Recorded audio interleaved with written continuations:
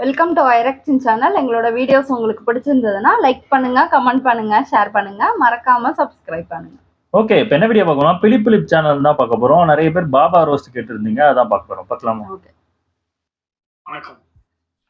காரத்துள்ள போட்டுக்கிட்டு அசிங்க தூக்கி போடாத சொல்ல முடியல.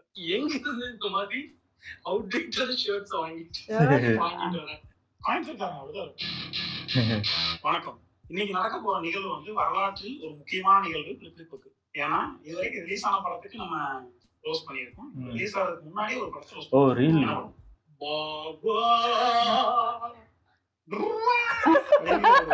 நல்ல ஒரு படத்தை வந்து நம்ம ரோஸ் பண்ண போறோம்.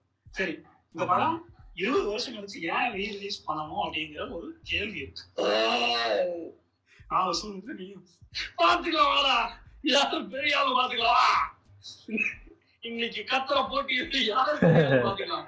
உமால பீக் அடிக்கிற அடியில ஹெட்போன் பாருங்க. உங்களுக்கு இனிமேல் எங்க வீடியோவை ஹெட்போன் போட்டு பாக்குறதுனா டிஜே தான் நீ பண்ணணும். இன்னும் வால்யூம் கம்மி பண்ற வால்யூம் எத்தா. சரி, இந்த சவுண்ட் பேரு கொடுத்தீங்க. ரூபம் ஆய்குளம். இது வந்து காந்தாரா எனப்படுகிற படத்தின் வெற்றி கழிப்புல கொஞ்சம் நீங்கி பார்க்கலாம்னு ஆசைப்பட்டோட வினைதான் பாபா ரீரிலீஸின் ஒரு ஆரம்ப புள்ளி. இப்ப நம்ம ரோஸ் பண்ண போற படம் வந்து 20 வருடங்களுக்கு முந்தைய பாபா. படத்தை வந்து டைட்டில் கார்டுல இருந்தே ஆரம்பிச்சோம். லோட்டஸ் இன்டர்நேஷனல் தயாரிப்பு. தவற பூ கண்ணுக்கு என்னைக்கும் சண்டையே வந்தது இல்லை. எல்லாரும் வந்து அப்பா படத்தை போட்டு தந்தை சொல்மிக்க மந்திரம் இல்லை அப்படிதான் ஆரம்பிப்பாங்க. பூத்தூவி தலைவர் வந்து தன்னோட ஐடியாலஜிக்கு பூத்தூவி படத்தை ஆரம்பிக்கிறார். பூவையே பூவா தூவி ஒருத்தன் தன்னோட படத்தை ஆரம்பிக்கிறார். படம் ஆரம்பிக்கிறப்ப எல்லாம் வந்து பாபா எங்க இருக்காரு, பாபா காணும் அப்படின்னு தேடிட்டு. ஏன்னா அவரோட பிறந்தநாள். ஆனா பாபா வந்து ரயில் இன்ஜினுக்கு கையெழி போட்டுட்டு தன்னுடைய போதனைகளை சொல்ல ஆரம்பிக்கிறார். அங்கிருந்து என்ன போதனை?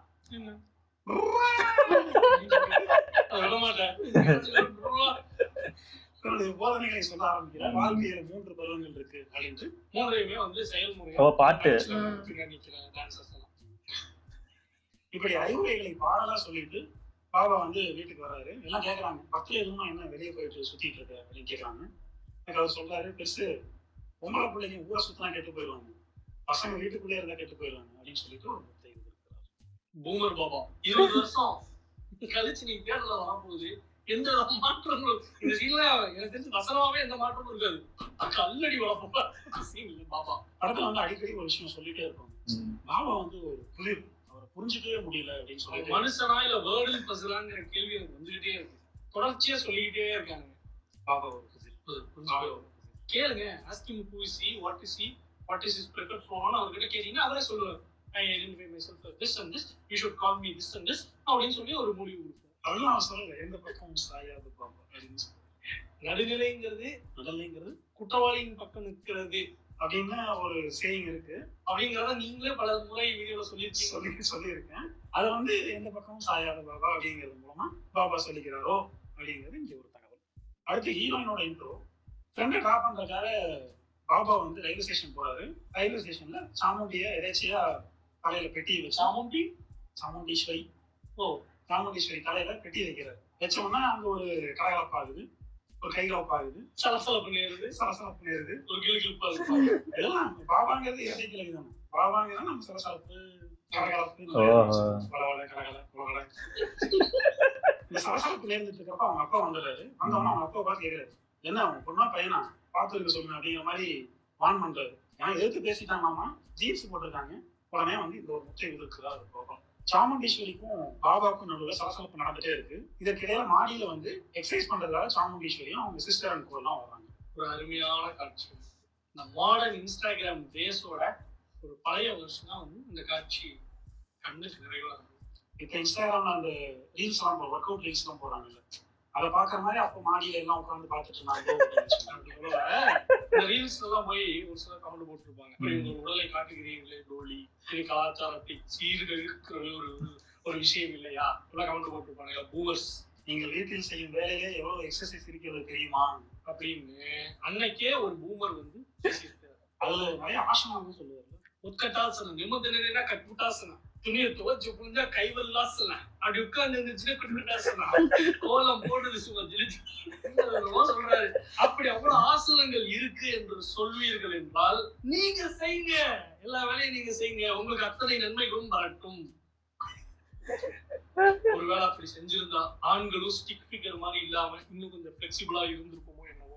அந்த நேரத்துல ஒரு டைலாக் சொல்லுவாரு, நம்ம ஊர் ஏழைங்களுக்கு வறுமையில எவ்வளவு உடம்பு கின்னு இருக்கு தெரியுமா அப்படின்னு. செங்கலை தூக்கிட்டு வெயில நடக்கிறப்ப உடம்பு நேராகுது, 6 சக்கரங்களும் ஒரு கோட்ல வர்றது சீராகுது. அப்படின்னா நீ தூக்கு செங்கலை அப்படிங்கிற கேள்வியை பூமர் பாபா அவர்களுக்கு நாங்க வைக்கிறோம். இந்த பாபா வந்து எவ்வளவு பெரிய புஜபல பராக்கிரமசாலின்னு காமிக்கிறதுக்கு ஒரு சில சீன்கள் இருக்கு. என்னன்னா டெபுட்டி சிஎம்மோட பையன் வந்து ஒரு இவருக்கு சொந்தமான ஒரு நிலத்தை ஆக்கிரமிச்சிருவாங்க, இவரோட ஃப்ரெண்டோட நிலத்தை. இவர் அதை மீட்கிறதுக்காக போறாரு. வாலிபால் மாதிரி சண்டையெல்லாம் நடக்குது. சண்டை நடந்து முடிஞ்ச உடனே கத்தி எடுத்து போட்டுட்டு நான் 1 2 3 என்ன அதுக்குள்ள கத்தி நீ எடுத்தா சண்டை, நான் எடுத்தா சமாதானம் அப்படின்னு சொல்லிட்டு 1 2 3 அவசரத்துல சண்டை எல்லாம் போட முடியும். இப்பதான் ஒரு வாலிபால் ஃபைட் வர முடிஞ்சிருக்கா. அவன் டெப்டி சிஎம்மோட பையன் வந்து முடிக்க என்னடா குத்திராட்டமா இருக்கு. நல்லவா நீ எடுத்திருந்தா சண்டையை போட்டு உன்னை சாச்சிருக்கு. இதுக்கப்புறம் தான் படத்தோட வில்லனோட அறிமுகம் வருகிறது. வில்லன் யாருன்னு பார்த்தோம்னா அந்த டெபுட்டி சிஎம் தான் வந்து வில்லன். வில்லனோட பேர் என்ன? இப்போ ராமசாமி. படத்துல இருக்கிற ஒரே ஆறுதல் என்ன அப்படின்னா கவுண்டமணி. அவரோட கவுண்ட் எல்லாம் வந்து பாக்குறதுக்கு ரொம்ப நல்லா இருந்துச்சு.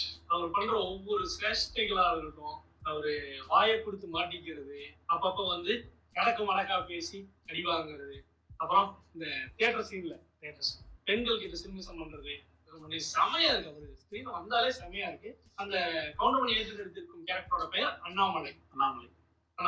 அந்த தியேட்டர் சீன்ல வந்து சாமுண்டீஸ்வரி வந்து ஹிந்தியில பேசிட்டு இருப்பாங்க. இவங்களுக்கு ஹிந்தி தெரியாதுன்னு நினைச்சிட்டு, ஆனா உடனே நம்ம பாபா வந்து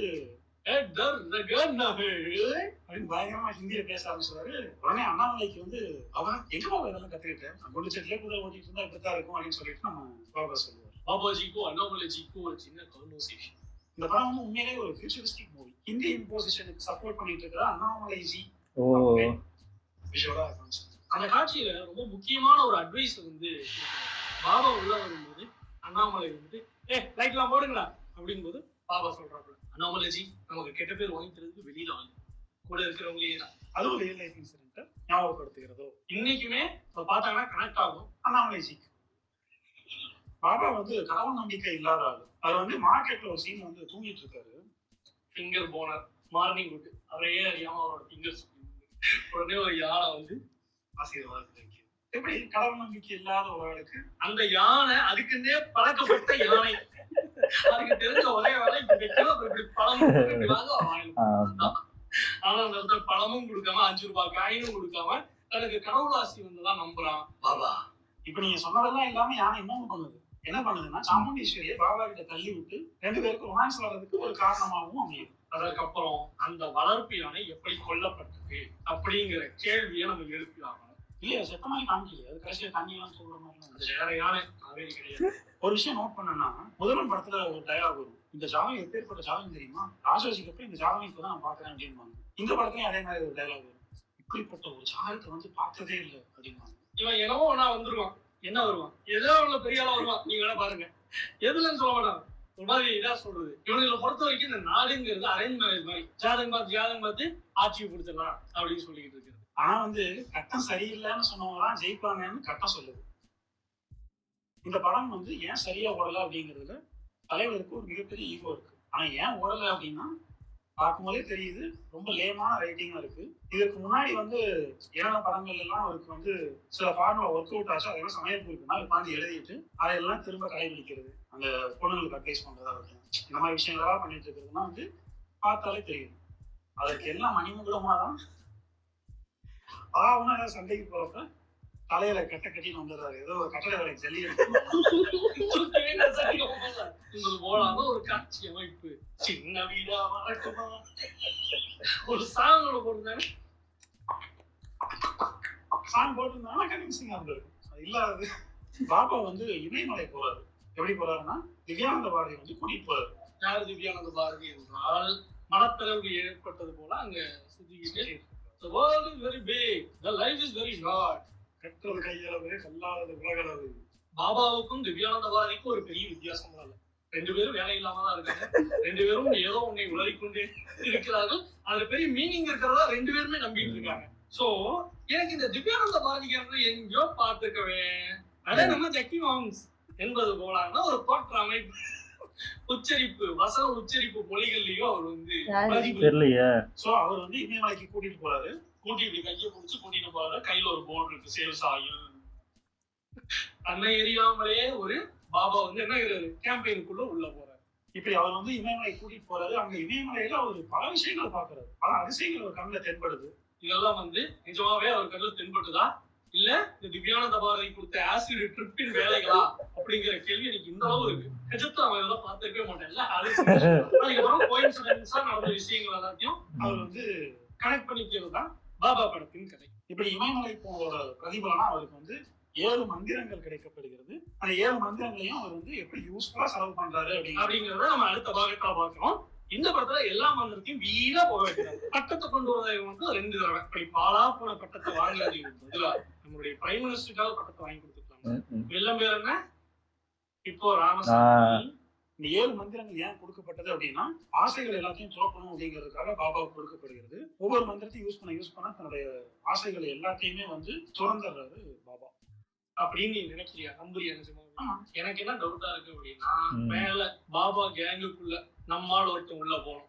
அங்க போயிட்டு சொடக்கு போட்டா எப்படி மேகத்துல பெண்கள் வர்றது, சொடக்கு போட்டா எப்படி மழை பெய்யுது எல்லாம் கத்துக்கிறதுக்கு நம்மால் ஒருத்தன் உள்ள போனோம். அப்படி போன அன்புதான் பாபா வெளியில இருக்கிற குணா கேங்குக்காக உள்ள போயிருக்கு. நீயே யோசிப்பாரு, வெளியில ஒரு சாமுண்டீஸ்வரி உள்ள போனா மேகத்துல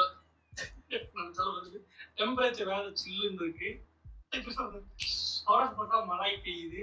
உனக்கு என்ன ஒரு 7 மந்திரம் வரைக்கும் நான் ஆசை இல்லாத நடிக்கணும், நடிச்சுட்டு போறேன். நடிச்சுட்டு உள்ள போயிட்டா இது ஒரு மந்திரம், உள்ள போனா பல மந்திரங்கள் கொடுக்கறதுக்கு கூட நம்ம கத்துக்கலாம். அது எவ்வளவு செஞ்சதுல வீல் சேர்ல உட்கார வச்சுட்டு நம்ம ஃபுல் இதுல டீச்சர் பட்டுட்டோம்னா நம்ம ஆர்கனைசேஷன் கையில் எடுத்துக்கலாம் அப்படிங்கிற முனைப்புல பாபா செயல்பட்டானோ அப்படிங்கிற ஒரு கேள்வி இருக்கு. பாபாவோட மந்திரங்கள்லாம் வந்து வேலை செய்யக்கூடாதுன்னு சொல்லிட்டு எதிர் டீம் வந்து ஒரு கூட்டம் கஷ்டப்படுது. எது கஷ்டப்பட்டு இருக்கு? அவனுக்கு ஆசிட் சப்ளை பண்றது நிறுத்திட்டா அவனுக்கு மந்திரங்கள் மாயாஜாலங்கள் எதுவுமே தெரியாது, எல்லாமே இன்றும் கம்ப்ளீட்லி கியூர் ஆயிரும். இதனால அது உண்மை நம்ம எதிர்கூட்டம் இருக்குல்ல, அவங்க வந்து ஒரு பூஜை ஒண்ணு பண்றாங்க, பாபா யாகா அப்படின்னு. என்ன பாபா யாகா? ஜான்விகா ஒரு முத்ரா யோஜனா முத்ரா மாறி போயிடுது. இதுக்கிடையில வந்து சாமுண்டீஸ்வரிக்கும் பாபாவுக்கும் நடுவில் இருக்கிற காலம் நடந்துட்டீங்க. என்ன ஆகுது அப்படின்னா, பாபா வந்து மூட்டை தூக்குறாரு, எந்த வேலை வெட்டிக்கும் போகாம எப்ப பார்த்தாலும் பேடியை குடிச்சிட்டு சுத்திட்டு இருக்காரு அப்படின்னு சொல்லிட்டு. பேடி மட்டும் இல்ல aunty, always using liquor and also some பான்புராக் also aunty.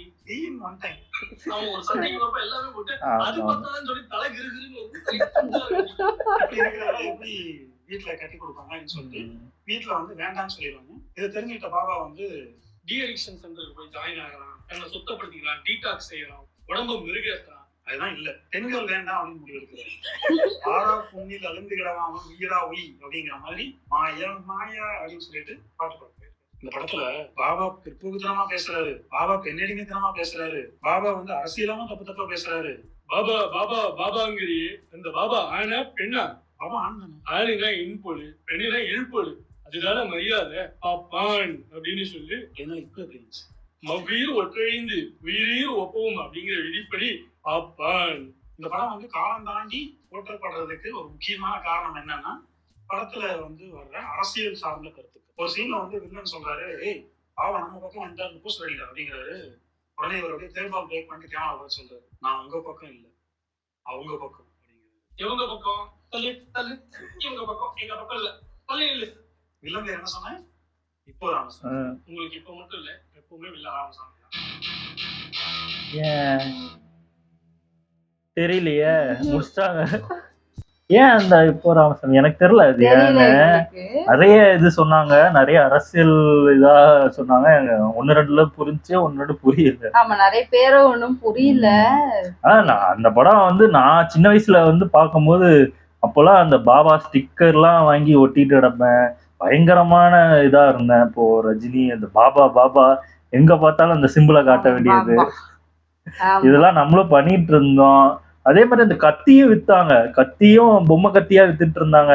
ஆனா அதை வாங்க வீட்டுலதான் அடிச்சு அதெல்லாம் ஒண்ணும் வேண்டாம் அடிக்காது. ஸ்டிக்கர்லாம் நானும் வாங்கியிருக்கேன். அது அந்த பென்சில் பாக்ஸ் அதுலலாம் அது ஒட்டி இருக்கும். அது நல்லா இருக்கும் ஆமா, பாக்குறதுக்கு. ஆனா நான் பார்த்த இந்த படம் ஆனா அப்போ எனக்கு ஐயோ சூப்பரா சூப்பரா இருக்கே அப்படின்னு தான் இருந்துச்சு. இப்போ அதெல்லாம் பார்க்கும் போதுதான் என்னடா இது இப்படி இருந்து இதெல்லாம் நம்ம இது ரசிச்சிருக்கோமேன்னு அப்பதான் தெரியும். ஆமா அது ஒண்ணு பார்க்கும்போது நமக்கு சின்ன பசங்களுக்கு பிடிக்கும். ஆமா நல்லா இருந்து அது ஒரு பவர் கொடுக்குறாங்க. அதை எப்படி யூஸ் அது ஜாலியா இருக்கும் சின்ன ஆமா வயசுல. நம்ம அப்போ நம்ம ஏஜ் ஏதாவது சின்ன வயசுல நம்மளுக்கு பவர் கொடுத்தாங்கன்னா நம்ம என்னெல்லாம் பண்ணுமோ அதுதான் பண்றோம். இப்ப யோசிச்சாதான் தெரியுது அது என்னடா இது படம் அப்படின்னு. நல்லா இருந்துச்சு, சூப்பராகவே இருந்துச்சு. ஓகே, எங்க வீடியோஸ் உங்களுக்கு பிடிச்சிருந்தா லைக் பண்ணுங்க, ஷேர் பண்ணுங்க, கமெண்ட் பண்ணுங்க, மறக்காம சப்ஸ்கிரைப் பண்ணுங்க. எல்லாருக்கும்